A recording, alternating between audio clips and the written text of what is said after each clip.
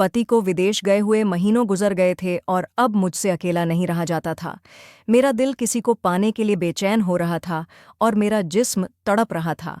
और एक दिन जब मेरे जेठ जी का जवान लड़का रहने के लिए मेरे पास आया तो मैं उसके साथ, मेरा नाम निधि है और मेरी उम्र 22 साल है।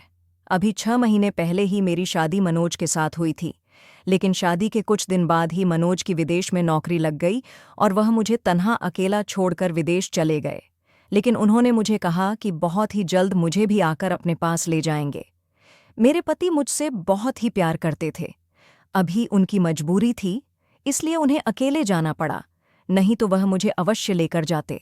जितने दिन हम दोनों साथ में थे, हम दोनों एक दूसरे में ही खोए रहते थे।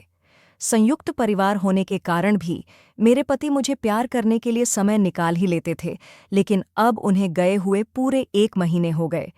फ़ोन पर बातें तो उनसे हो ही जाती थीं, लेकिन उनके बिना रहना अब मुझसे बर्दाश्त नहीं हो रहा था। आखिर मैं क्या करूं?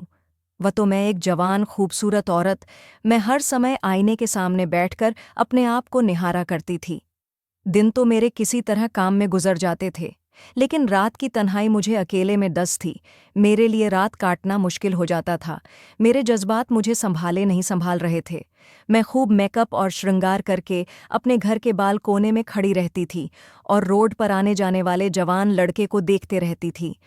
मुझे उनको देखना बहुत ही अच्छा लगता था। जब लड़के मुझे देखकर मुस्कुराते थे और सीढ़ियां मारते थे तो मुझे देखकर बहुत ही अच्छा लगता था और मेरे दिल को बहुत ही सुकून मिलता था। दिन भर मैं इसी तरह अपना टाइम पास कर लेती थी और कभी-कभी घर का काम भी कर लेती थी। शादी के पहले तो मेरे बहुत सारे बॉयफ्रेंड थे, जिसके साथ मैं टाइम पास करती थी। कभी-कभी तो मैं अपने बॉयफ्रेंड के बहुत ही करीब आ जाती थी, लेकिन अब यह सब पुरानी बातें थे। जब से मेरे पति मुझसे दूर गए थे, मेरा हाल बहुत ही बुरा हो गया था और अपना अकेलापन दूर करने के लिए मैं हमेशा किसी जवान लड़का की तलाश में रहती थी, लेकिन अभी तक मुझे कोई मिला नहीं था और बस यूं ही समय गुजर रहा था। एक दिन मेरी जेठ जी और उनका लड़का कुछ दिनों के लिए यहाँ पर रहने के लिए आए। जेठ जी की तबीयत खराब थी, इसलिए वह अपने 16 साल के लड़के के साथ डॉक्टर को दिखाने के लिए यहाँ पर आए थे। जेठ जी के लड़के का नाम रवि था। जैसे ही मेरी नज़र रवि पर गई, मैं बहुत खुश हो गई। रवि था तो सिर्फ 16 साल का, लेकिन उसका शरीर बहुत ही कठीला था। उसके चेहरे पर बहुत ही चमक थी और उसके बालों का स्टाइल तो ऐसा था कि मैं उस पर फिदा हो गई थी। वह देखने में किसी फिल्मी हीरो की तरह लगता था। मैं भूल गई कि मेरा और उसका रिश्ता क्या है। मुझे सिर्फ उसके साथ टाइम पास करना था और अपना मन बहलाना था। अब मेरा सारा ध्यान रवि पर ही था।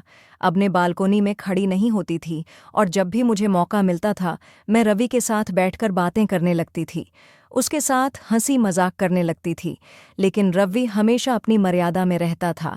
जब से जेठ जी और रवि आए थे, जेठ जी को दिखाने के लिए हॉस्पिटल कभी भी के साथ ही जाता था और साथ में आता था। वो मुझे कभी अकेला मिलता ही नहीं था।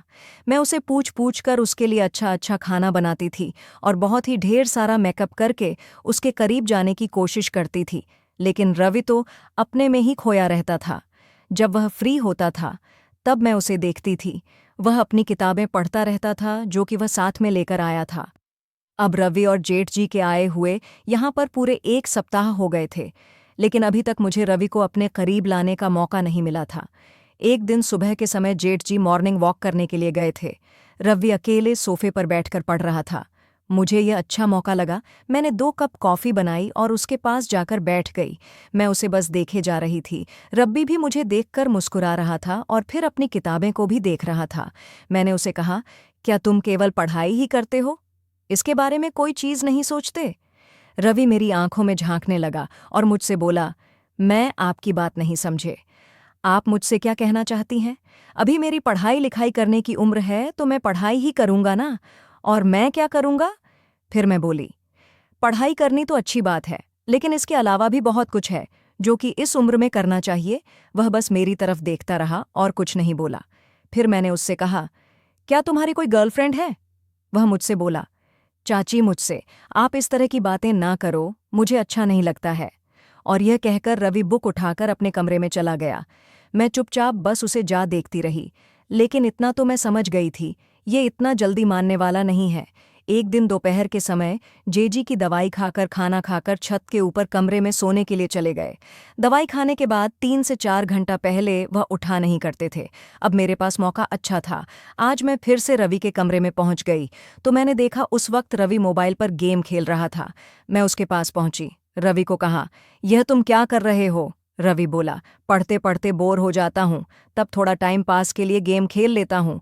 कुछ ही देर बाद फिर से पढ़ाई करने लगूंगा। क्या आपको मुझसे कोई काम है? क्या बाजार से कोई सामान लाना है? मैंने उसके हाथों से मोबाइल ले लिया और अपने दोनों हाथों को ऊपर करके खड़ी हो गई और फिर